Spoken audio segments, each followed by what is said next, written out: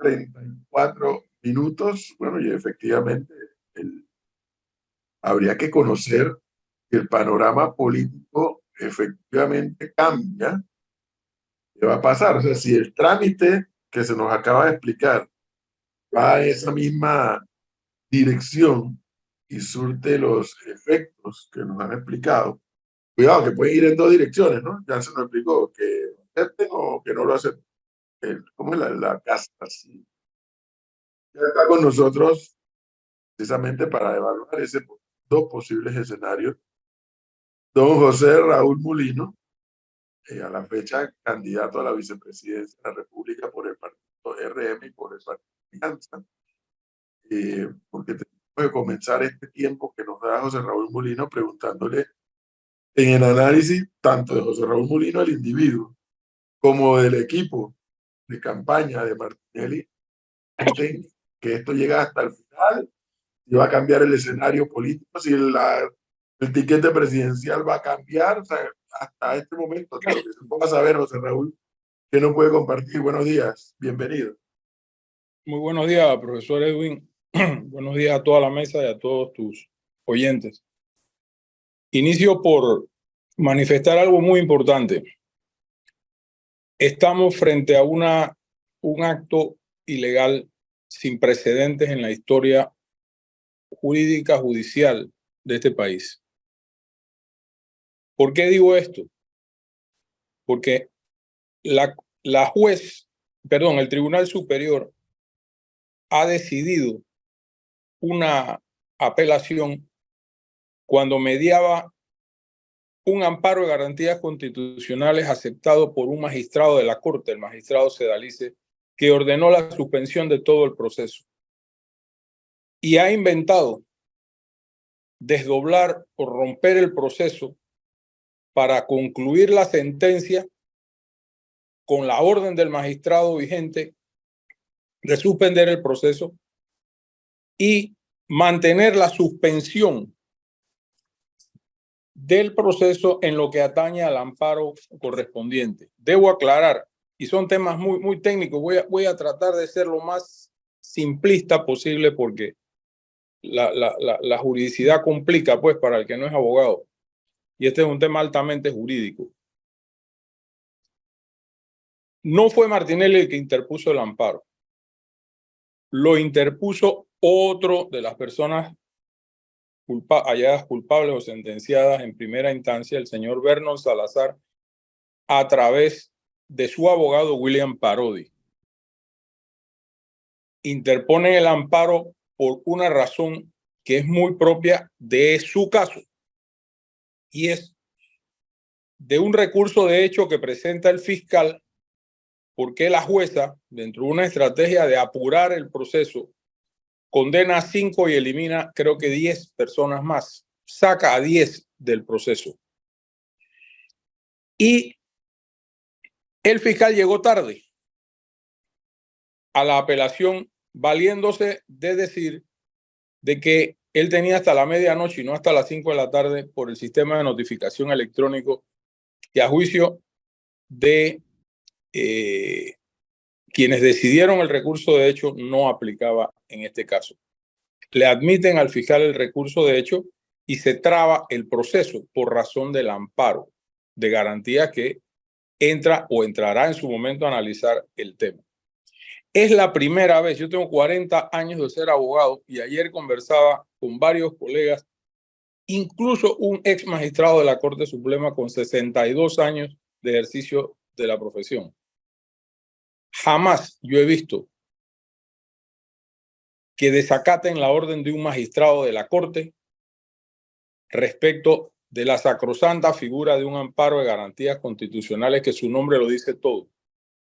Han desacatado la orden de remitir todo el expediente, suspender todo el caso y remitirlo al magistrado Sedalice para fallar en concordancia lo que corresponde al amparo, pero todo el proceso queda suspendido y han procedido en un tiempo récord, igualito que el contrato de la mina, a fallar y notificar en el día de ayer a los abogados de las partes.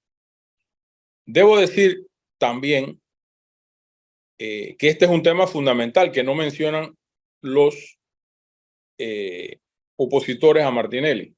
El amparo estuvo allí, el amparo está pendiente. El magistrado Sedalice, entiendo, no está en el país. El lunes se debe reincorporar.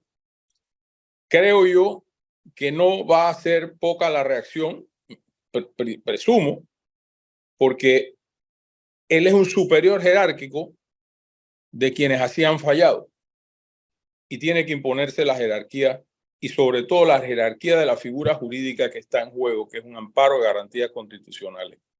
Yo jamás he visto semejante barbaridad de que el amparo es para uno y no para el resto del proceso. También debo decir que esta decisión desencadena una serie de recursos. El anuncio de casación que se va a presentar hoy, de acuerdo a lo que han dicho los abogados del señor Martinelli, yo no soy abogado del señor Martinelli y no conozco el intríngulis del caso en detalle, más allá de lo que anoche en una reunión larga ellos pudieron explicar. Esto desata una serie de recursos legales, entre ellos el anuncio de casación, con el propósito de hacer valer los derechos. Aquí hay una confusión muy grande. Y es que ejercer tus derechos de defensa equivale a dilatar procesos. Siempre se ejecuta hasta el último recurso para tratar de defenderte en un proceso. Eso no es nada nuevo aquí, ni en Francia, ni en los Estados Unidos. Eso es así. Y tenemos que verlo de esa manera, porque este fallo, además de lo que he mencionado, toma decisiones bárbaras. Este es un fallo que comisa, o sea, transfiere al Estado por el fallo la propiedad de Editora Renovación, Editora Panamá América, que jamás fue al proceso. Nunca Editora Panamá América entró en este proceso, ni fue oída, ni pudo defenderse, ni pudo hacer absolutamente nada. Así como también otras dos corporaciones que de facto prácticamente ordena su disolución en el registro público y son las sociedades dueñas de las propiedades de Editora Panamá América. Entonces, estamos enfrentando muchas cosas a la vez y yo lo único que le puedo decir a nuestros simpatizantes, que son muchísimos a nivel nacional, y a nuestros candidatos en la oferta electoral que se culmina el día viernes, Martinelli va a correr y va a ser presidente de la República. No les quepa la menor duda de eso, porque es muy fácil analizar las cosas desde un lado parcialmente, como hizo el que me antecedió en este programa, que no mencionó para nada el recurso de amparo de garantías constitucionales. El amparo de garantías constitucionales es la ilegalidad más grande que ha cometido ese Tribunal de Justicia, porque desconoce una orden de suspender por parte de un magistrado de la Corte. Y no hay tal cosa como un desdoblamiento del proceso, una ruptura procesal en materia de amparo. Lo he confirmado con muchos abogados de ejercicio, quizás más que yo en temas procesales. Y ya te digo, yo tengo 40 años, no soy un litigante activo, pero sí veo mucho proceso antes y ahora. Y por supuesto no soy penalista, pero sí escucho la opinión de los abogados. Y esto desatará una serie de recursos legales que permitirá que Martinelli corra y gane la presidencia de la República. Es decir, le estoy entendiendo a José Ramón Molino que este fallo podría ser reversado. Por supuesto que sí. Primero hoy se anuncia la casación, debo entenderlo así por lo que me explicaron los abogados. Ese es todo un proceso que conlleva trámites. A ellos le tienen que suministrar todo el expediente a cada uno de las personas, y creo que son 15, suman el total de las personas investigadas en este caso.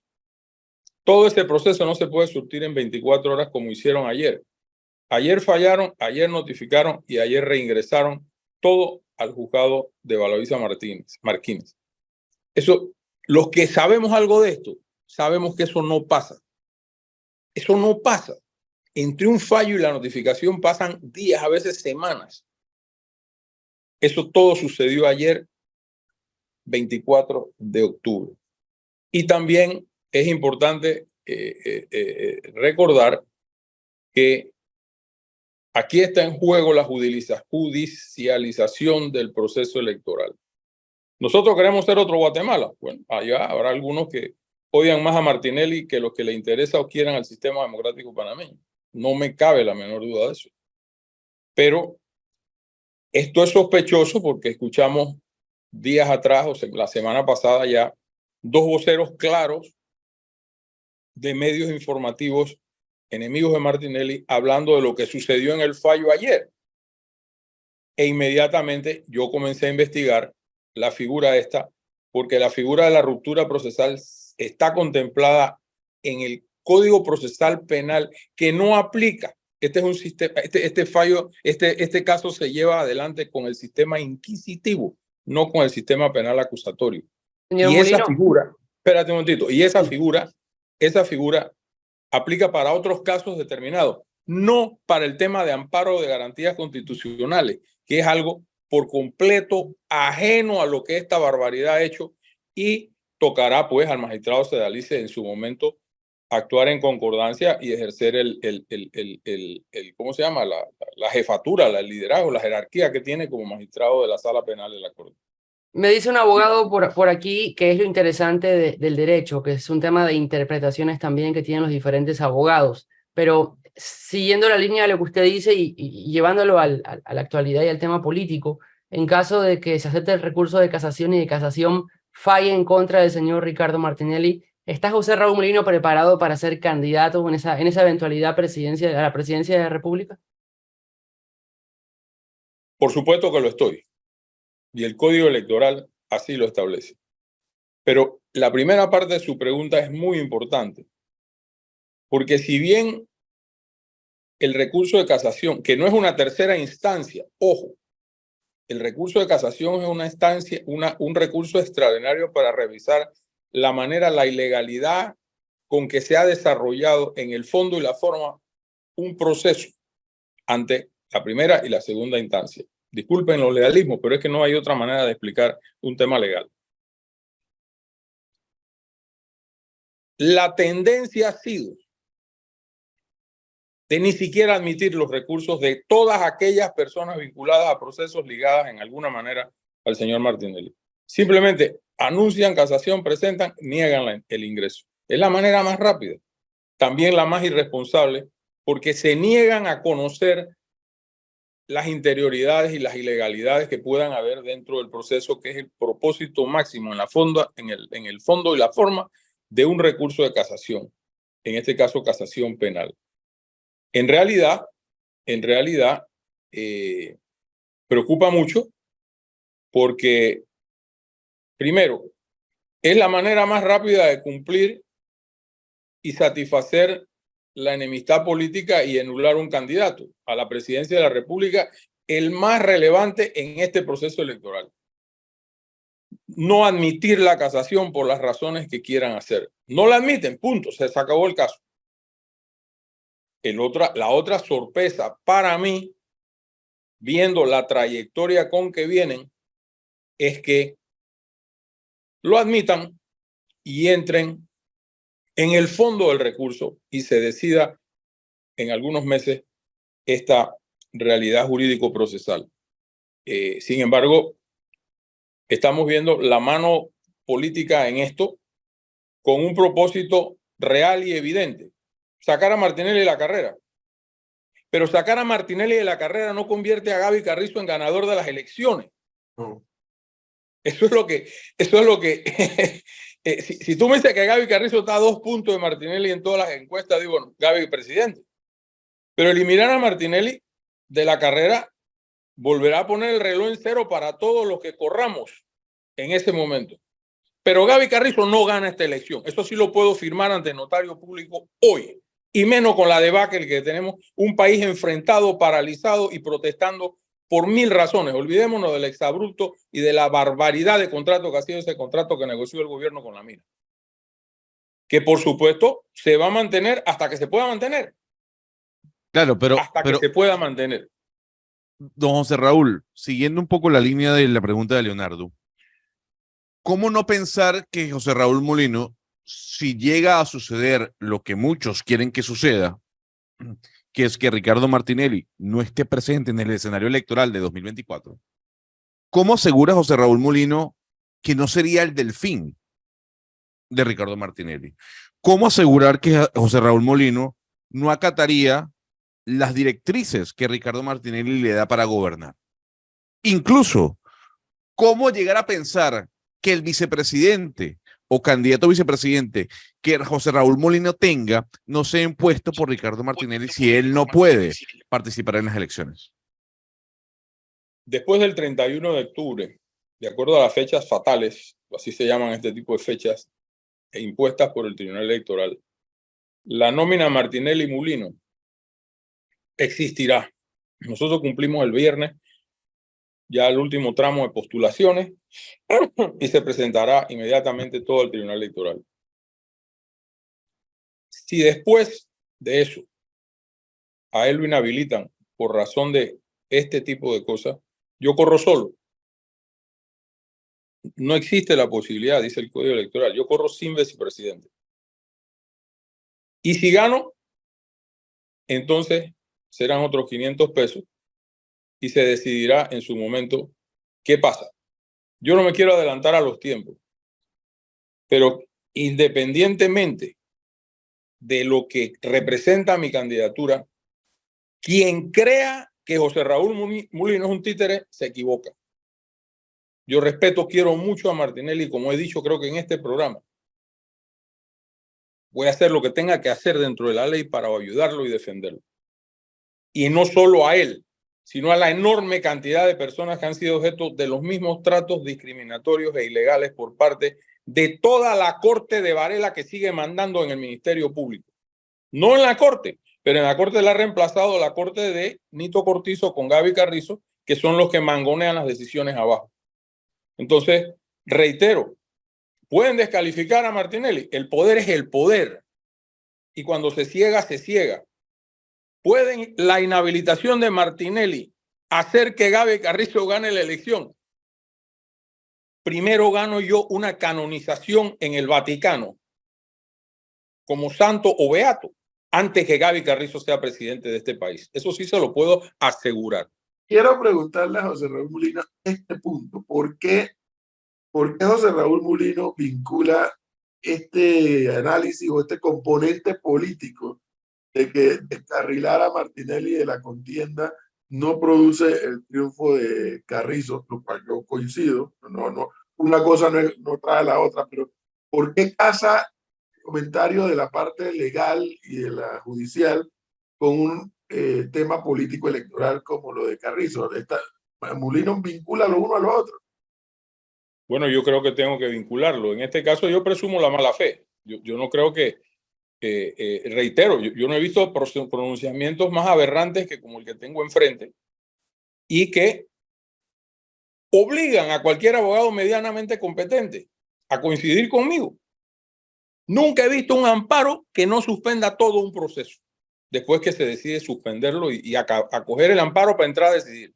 Mientras tanto, hay solamente dos recursos. Mira, la apelación, que tiene efecto suspensivo respecto de la primera instancia, y un amparo de garantías constitucionales, que es una medida extraordinaria que no se puede sacar de la manga ni de ningún bolsillo por cualquier decisión de un tribunal. Tienes que haber agotado todas las instancias para que un amparo proceda. Y en este caso procedió por una petición de otra persona, el señor Vernon Salazar, a través de su abogado William Parodi, ex fiscal de circuito o superior, no recuerdo, que es un abogado que sabe derecho también y derecho penal. Entonces, aquí debe presumirse la mala fe. Y por lo otro, el Código Electoral es claro, ¿no? Si por alguna razón en enero, febrero, cuando sea, lanzan una cuestión así, pues seguiré la campaña. Mientras tanto, estoy apoyando a Ricardo Martinelli en calidad de vicepresidente o candidato a la vicepresidencia, y todo el proceso seguirá igualito. Y ese es el mensaje que quiero dejar hoy. Martinelli correrá y ganará la presidencia de la República. De aquí, hoy es 25 de octubre, de aquí al 31, debo entender por lo que le estoy escuchando a José Raúl. Entonces, que de aquí al 31 de octubre, a pesar de este este fallo y a pesar de las opiniones o contradicciones que hay entre abogados en materia de interpretación, lo que se pudo hacer o lo que no se pudo hacer, estoy entendiendo que la candidatura de Martinelli y el partido RM la va a mantener con seguridad que al 31 de octubre, que no va a haber variación, porque ayer en los No va a haber corrillos variación. lo que circulaba era eso, que de aquí al 31 armaban otra postura, otra candidatura. No va a haber variación de ninguna naturaleza. Y si ha de morir, morirá con las botas puestas. Ricardo Martinelli el 31 se consolida como candidato. Que se abre después que se publique en el periodo, en el, ¿cómo se llama? En el boletín electoral, el proceso normal de impugnaciones, eso es otra cosa, pero ya por razones electorales, no por razones como esta de índole constitucional, que es lo que estamos definiendo aquí. Este no es un fallo cualquiera, este es un fallo que se ha metido como cuña en un palo en contra de una decisión de un magistrado de la Corte Suprema de Justicia. Eso nadie lo ha visto nunca en este país. De ahí mi referencia siempre al Código Martinelli. Ya yo no sé sinceramente con Martinelli qué más van a inventar. No sé, ya, porque cualquier recurso que presente se salen con un palo loco de la peor calaña. Entonces, esto es jurídico lo que yo estoy diciendo. Yo no estoy inventando algo. Ayer ese ex magistrado me escribió y después hablamos, así como otra serie de abogados que son procesalistas y que lidian siempre con el tema de amparos y inconstitucionalidades, etcétera, de que esto jamás se había visto en la historia, ni en dictadura, y yo fui abogado en dictadura. Cuando la presidenta de la Corte se paraba en la escalinata de la comandancia al lado de Noriega, que tú te puedes acordar muy bien. Por supuesto. Habían dos magistrados, Camilo Pérez y Rodrigo Molina, que hacían prevalecer la justicia en la Corte Suprema sin interferencia de la cúpula militar. A uno lo mataron y don Rodrigo Molina fue parte de la Corte después de la invasión, en mérito a su valentía como jurista y hombre de ley. Así que yo creo que ni en dictadura militar, Pero don José fue Raúl, cruenta, se ha visto lo que estamos viendo. yo recuerdo que en una entrevista que dio el expresidente Ricardo Martinelli, dijo, el que tiene el cheque es el que maneja la justicia. Lo dijo el propio Ricardo Martinelli. Esto en medio de lo que él llamaba la persecución que Juan Carlos Varela le impuso a él luego de su gestión. Con dicha declaración del expresidente, al decir el que tiene el cheque es quien maneja la justicia, ¿cómo pensar o cómo replantear la justicia en Panamá? Porque lo que queda en evidencia es que para el exmandatario, quien manda es quien manda en la justicia. Hombre, excelente. Yo no oí esa declaración del presidente Martinelli, lo cual, por lo que me voy a referir a ella, ¿no? Sin embargo, la justicia está desastrosamente carcomida por muchos gérmenes. Y la única manera, y yo soy partidario de esa postura, y lucharé para que eso sea, es la convocatoria de una constituyente originaria que borre con todo lo que tenemos y reimplante en Panamá a través de un consenso político, como pasó en 1946, una nueva Carta Magna con las reglas bien definidas y el resto, todo el mundo para su casa. Porque no podemos, mira, hoy es por él, pues, perfecto, hoy es por él. Mañana, por cualquier otra razón, puede ser cualquier otro ciudadano de este país. Incluso los que aplauden a toda esta calaña de jueces, incluso respecto de ellos mismos. Pero, señor Molino, muchos de ellos tienen casos pendientes. Entonces, lo único que yo planteo es que sí, la refundación, la reforma del Estado panameño se impone. Y no lo vengo diciendo hoy, lo vengo diciendo hace mucho tiempo. pero señor Así que Molino, digo, una pregunta. Ya hubo por otro caso distinto, otro tribunal que declaró a Martinelli no culpable, por otro caso. Entonces, si mezclamos y vemos que toda la justicia, que ha estado altamente cuestionada en el país por mucho tiempo, no solamente ahora, pero también entonces tendríamos que aceptar que podríamos cuestionar cómo fue el fallo anterior que lo declaró no culpable. hay una gran diferencia, María Cristina, entre los dos fallos, porque no fue uno, Martinelli ha sido la única persona juzgada en juicio oral 2 veces por la misma causa con jueces diferentes. 2 veces, eso no ha pasado nunca, tampoco en la historia de este país, a través de normas del sistema penal acusatorio. Pero en este proceso, a diferencia de este, y yo hablo con conocimiento de causa porque me aguanté toda la audiencia, la vi en vivo y vi la clase de barbaridades que hicieron en esa audiencia de New Business, estoy hablando. En la audiencia de pinchazos, que es a la que te refieres, sí, los testigos protegidos los llevaron a la audiencia. Uno hasta se quitó la capucha y se demostró fehacientemente toda la trama de cómo armaron el proceso pinchazo. Y ahí están los Varela Leaks. Y el que se quiera hacer pendejo que se haga, pero ahí están los Varela Leaks, que explican toda la trama de todos estos procesos con la Procuraduría Paralela, etcétera, etcétera. Eso está escrito en los Varela Leaks. En este proceso de New Business es un proceso extremadamente absurdo, porque ahí el testigo de la fiscalía, el perito de la fiscalía, perdón, un comisionado de policía, subcomisionado en aquel entonces e inmediatamente ascendido a comisionado, declaró tajantemente ante varias preguntas que los fondos usados por Martinelli eran de su propiedad y provenían de una cuenta privada en Global Bank. La perito del señor Ochi, no recuerdo su nombre, aclaró perfectamente cómo se hizo la transacción de los $2 millones que el señor Ochi puso en New Business. Porque el fiscal era de la tesis absurda, además, para cualquier contratista del Estado, de que cuando yo recibo un fondo de anticipo en una licitación y lo deposito en la cuenta de mi compañía, que es la licitante, y gasto de ahí cualquier gasto general del trabajo de mi compañía, estoy cometiendo peculado. Ella demostró que los 2 millones de Ochi, que tenía en ese momento en cuentas bancarias producto de su actividad más de $40 millones en depósito, fue producto de un préstamo pignorado, de un préstamo prendario en no me acuerdo qué banco, para depositarlos en New Business. Y así Pero, por el estilo. Señor y Molino. los 3, espérese un momentito, no me interrumpa en esto. Los 3 testigos o 4 testigos protegidos inventaron un cuento chino, el fiscal con la jueza, y no los llevó a juicio para que pudieran ser interrogados por la defensa de todos los que allí comparecían como imputados. Entonces, digo, hay evidencias claras de cómo se manejó el New Business, de cómo se manejó New Business y de dónde nació New Business. De una declaración en el periodo de incidencias de un diputado Arrocha, varelista hasta los huesos, y todos sabemos que el diputado cuando habla en impudencia, incidencias en la asamblea es inimputable. De ahí nace New Business. Entonces, New Business es un caso curioso.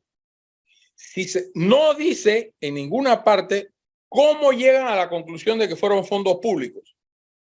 Entonces, si entraron fondos públicos manchados de corrupción al banco depositario de la cuenta, ¿cómo aparecen esos fondos públicos prístinos, limpios y pagaderos a los vendedores en el Banco General? ¿Se limpiaron en el camino? Y las declaraciones de los ex socios del señor Martinelli en la audiencia, que hablan del expresidente y los contactos que tuvieron con él en el tema de New Business específicamente, ¿cómo los analiza? Los analizo de la siguiente manera. Tú, para poder hacer una transacción de esa magnitud, tienes que hablar con tus eventuales socios. En ningún momento de esas declaraciones dicen de qué fondos públicos iban a extraer los fondos allí depositados. Y muchos de ellos, específicamente el señor Betech, declara que él se lo da a su papá y que incluso fue excluido de la audiencia junto con 2 primos más de él. Entonces, incluso la declaración que hace el ex presidente de Editora Panamá América, mi buen amigo Pancho Arias, es clara. Nunca existió un cuestionamiento por ninguno de los 2 bancos que operaron esta transacción respecto de corrupción, respecto de utilización de fondos públicos. Y no puede ser que la plata entró sucia en un banco y salió limpiecita en el otro y le pagaron a los dueños. Entonces, es más, aceptaron no solamente los pagos de los accionistas, sino aceptaron que Martinelli pagara $12 millones de otro plazo fijo del Global Bank para cancelar la deuda que tenía de PASA con Banco General. Entonces, yo sí vi ese proceso y lo entendí clarito. Pero, señor Molino, yo quiero regresar ahí a un punto que se ha hablado mucho con el tema de este proceso, que es el de los testigos protegidos. Según, o sea, se ha criticado mucho, creo que por parte de la defensa de Martinelli, que no se presentaran los testigos protegidos. Pero si yo entiendo bien, el punto del testigo protegido es que sea protegido, ¿no? Debe declarar, o sea, no sé, pero debe ser como ante el juez que declare y se debe proteger su identidad exactamente para que puedan declarar por libertad, porque no pueden declarar por libertad por el hecho de que pues, su vida corre peligro, su negocio, pero mucha crítica se ha dado que no se presentaron. Pero entonces, si se presentan, ¿no como quita el punto de tener un testigo protegido? El testigo protegido ahí mismo, bueno, en el caso Pinchazo fueron con capucha. Uno se la quitó y echó todo el cuento de lo que pasó. Pudo perfectamente la jueza ordenar que trajeran a los testigos protegidos, que los vieran por una comunicación como la que estamos teniendo con ustedes, que les ocultaran el rostro y que se pudieran someter al interrogatorio de la defensa. Pero es que tú no me puedes acusar a mí en una delación premiada o en un acuerdo de pena, que fue lo que hicieron, unilateralmente sin que yo te pueda preguntar sobre qué base sólida fundamentas tu acusación contra mí. Y eso no lo permitieron en este juicio. Pero una pregunta, ¿eso lo permite la ley? ¿O Por eso sí lo permite la ley, pero eso lo manda la ley o eso queda a discreción del juez? Lo manda la ley. Lo que pasa es que aquí la jueza hizo lo que le dio la gana y en contubernio con el fiscal. Porque el fiscal le dijo, bueno, es que nosotros hicimos lo que pudimos hacer, pero no aparecieron. Por ahí salió uno en la noche celebrando el cumpleaños del papá en las redes sociales y ese no lo encontraban. Y el otro estaba de viaje y todos sabían quiénes eran los testigos protegidos. Porque es público. Se hizo público. ¿Por qué? O se filtró, yo no sé, ¿no? Pero desde una vez que tú tomas una decisión como esa, acógete a la condición de testigo protegido. Me parece muy bien y es una herramienta útil para hacer justicia en materia penal. Pero lo que no puede ser útil es que mi testimonio como testigo protegido, que te inculpa a ti como presunta actora de un delito, tú no me puedas, tus abogados no me puedan preguntar a mí en qué baso yo mi declaración. Esa es la controversia. Esa es lo que se llama el derecho de defensa de cualquier persona aquí en cualquier país del mundo. Pero lo que quiero entender es que si eso es que ellos se tengan que someter al interrogatorio por la defensa, ¿está escrito en la ley? Claro o eso que sí. Si está escrito en la ley, ellos tienen que presentarlo. Es que en un proceso no hay partes aisladas. Todos son partes del proceso. Defensa y no defensa. Acusadores y defensa. A los dos le compete, tanto al fiscal, les corresponde tanto al fiscal como a la defensa la salvaguarda de sus derechos y del respeto al debido proceso. El fiscal de la vindicta pública y los defensores de sus defendidos. Entonces, yo creo que eso es así y tiene que ser así en cualquier Estado de Derecho. Lo que pasa es que nos estamos alejando del Estado de Derecho. Claro. Y Martinelli es una buena excusa para alejarse del Estado de Derecho hasta que aquí muera Sansón con todos los filisteos. Y estamos a punto en un país como el que tenemos. Con esa misma pregunta del Estado de Derecho, solamente por interés general. Entonces, si estuviéramos hablando, vamos a decir que otro tema, ¿no? Vamos a decir que se está jugando un narcotraficante. Y entonces hay unos testigos protegidos que, bueno, van a declarar que esta persona es narcotraficante. Entonces, esos testigos protegidos tienen que someterse al interrogatorio por parte de los abogados del narcotraficante. Eso es así. Pero... Sí. Yo tuve un caso. A mí me correspondió ayudar. En el primer caso que se hizo en Panamá, en Penonomé, con el sistema penal acusatorio, como ministro de Seguridad, yo tuve que ayudar al Ministerio Público a proteger a un testigo protegido, valga la redundancia, que tenía y fue a declarar al proceso por el asesinato del exgobernador Darío Fernández en Penonomé. Yo creo que nunca ha habido más custodia en un tribunal que ese día. Y a esa persona se le protegió desde el momento en que aceptó declarar y ayudar pues al esclarecimiento, confesando las partes o las personas que habían intervenido en el asesinato del ex gobernador Darío Fernández de Coclé. O sea que sí hay antecedentes. Señor Molino, más allá del tema técnico que nos acaba de dar esta cátedra técnica, porque sí es técnica, en la última entrevista que nosotros tuvimos con usted, que si no me equivoco fue hace 2 semanas, Por ahí, más o menos. usted dijo, es primera vez que voy a decir esto, y mencionó que Ricardo Martinelli le comentó a usted que la instrucción que le había dado el abogado que estaba defendiendo a sus hijos en Estados Unidos es, si me tienes que meter a mí por salvar a mis hijos, usted hágalo. Algo así lo dije, sí. O sea, yo le pregunto, ¿usted justifica que Ricardo Martinelli le haya mentido a la justicia norteamericana? Él no le ha mentido a nadie. Él le dijo al abogado, haz lo que tengas que hacer, y si me tienes que echar el agua a mí, échame al agua. Claro, pero ahí estaría mintiendo, ¿no? Pero yo no soy quien para justificar quién hace qué. Claro, pero es que... ¿Entiendes? Yo no soy quien, y ese es un proceso que se juzgó en los Estados Unidos como corresponde. Y pero es que usted es su candidato a vicepresidente. Estamos de acuerdo, eso no es una cosa que lleva a la otra. No, pero a ver, si usted es candidato a vicepresidente, porque y eso está claro, usted cree en Ricardo Martinelli, cree en su inocencia, y usted hablaba mucho de la palabra integridad. Y luego muchas personas oyentes me dijeron, oye, pero es que el señor dijo que le mintieran a la justicia de los Estados Unidos. ¿Cómo puede ser íntegro alguien que le dice al abogado, haga lo que tenga que hacer, no importa, me involucra a mí, así yo soy inocente? Ahí básicamente... No, así, por tus hijos. Por eso. En estas peripecias. Pero por eso. Pero entonces usted le mentiría a la justicia, porque usted dice que es inocente. inocente. En esas peripecias, yo gracias a Dios, espero nunca estar en una circunstancia tan difícil y tan dolorosa como ser humano, pero yo por mis hijos hago lo que sea.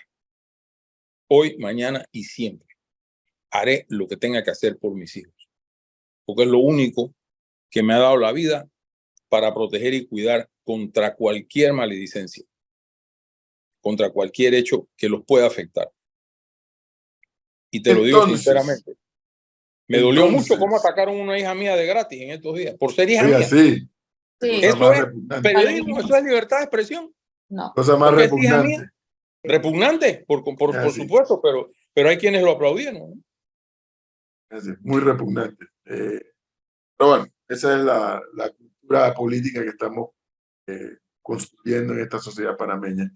Entonces, en conclusión, José Raúl Molino nos dice que de aquí al 31 de octubre, que es la otra fecha fatal en el cronograma del Tribunal Electoral, no habrá cambios en el tiquete presidencial de RM y el Partido de Alianza, que van a recurrir con todos los elementos que la ley les otorga para deshacer este fallo que se dio a conocer ayer. En alguna medida nos dice hay que esperar ahora el retorno al país del magistrado Sedalice. Entiendo que está fuera del país, escuché anoche, no puedo... Es lo que nos dijo, sí, que está a la espera de que regrese, a ver qué sí.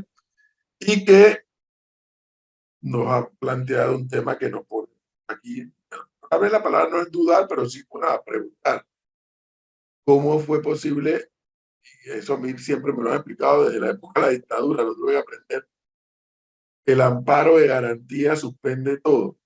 Suspende todo. Porque siempre ha sido la así. Dictadura, me acuerdo en la época de la dictadura habían dos figuras conocidas por todos los que no éramos abogados: amparo de garantía y habeas corpus. Así es. Tuvimos que aprender a la fuerza que era un amparo de garantía y que es un habeas corpus. Entonces, siempre nos dijeron que el amparo de garantía suspende una orden de hacer. Es así, ¿no? Exactamente. Y el habeas corpus lo usábamos mucho los que defendíamos a los presos detenidos por los militares el Viernes Negro, que fue una exageración de personas la que muchos abogados defendimos. Solicitamos los habeas corpus, inclusive